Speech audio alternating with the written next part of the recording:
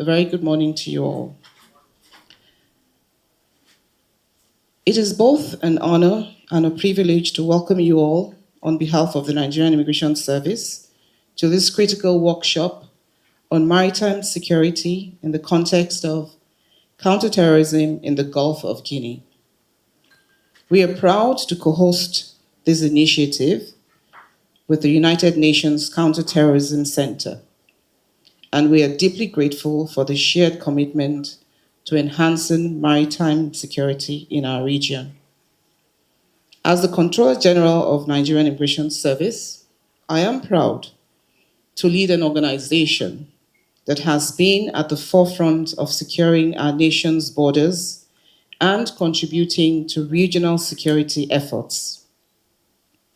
The Gulf of Guinea is one of the most strategic maritime corridors in the world.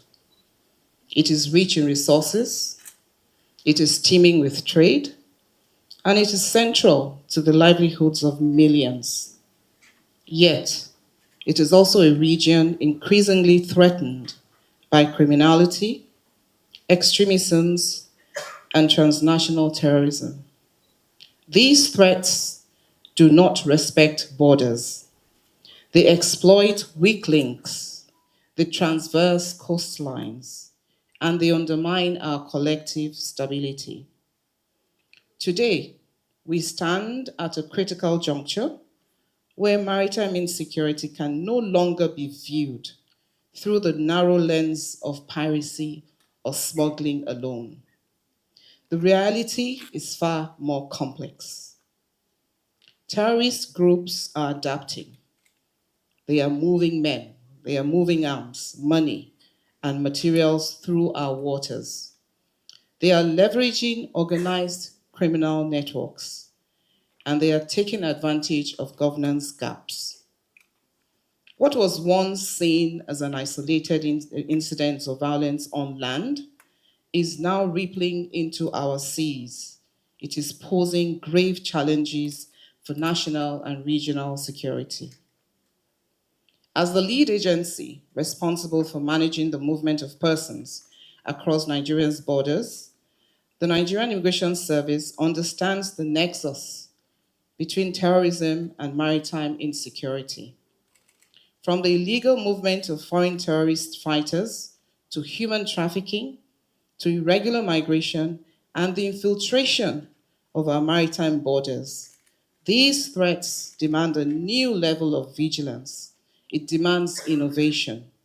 It requires regional coordination. This workshop represents a timely and strategic step forward. Over the next 3 days, we will have the opportunity to pool our insights, to harmonize our experience, and to enrich the compendium of good practices for maritime border management in the context of counterterrorism. But beyond the documentation of good practices, we must also grapple with some hard truths. Firstly, that many of our national maritime strategies still lack robust provisions on terrorist movements across maritime borders. Those gaps in surveillance, data sharing, and port security continue to hinder early warning signs and detection. Secondly, that community engagement along coastal areas still remains underutilized in identifying and disrupting extremist networks. We must therefore move from coordination to integration, from fragmented efforts to a coherent regional approach that unites immigration services, the Navy, the customs, intelligence agencies, so that we have a seamless security architecture. For Nigeria, we have begun this journey.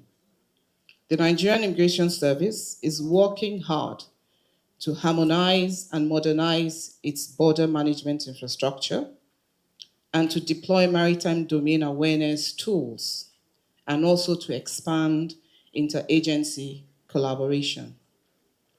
But we know this is not a journey that we can walk alone. Regional solidarity and international support must remain indispensable. We therefore call for deeper intelligence sharing across borders and across domains. We call for stronger legal frameworks that criminalizes maritime terrorism in all its forms. We call for capacity building, initiatives that equip frontline officers with the tools to act decisively and lawfully. And above all, the political will to uphold international obligations even in the face of domestic constraints. Let us be clear. Ensuring maritime security in the Gulf of Guinea is not just a matter of safeguarding ships and ports, it is a matter of protecting sovereignty of national borders, defending human lives, and securing the economic futures of our nations. The seas connect us, but they also expose us. Therefore, our response must be connected, informed, and resilient. In conclusion, ladies and gentlemen, I urge us all to approach this workshop with the urgency and seriousness it deserves. Let us listen, learn, and lead. Let this gathering be remembered not only for its dialogue, but for the actions it catalyzes. For in the era where threats to our maritime domain are as fluid as the waters themselves, only firm and collective resolve will keep us afloat.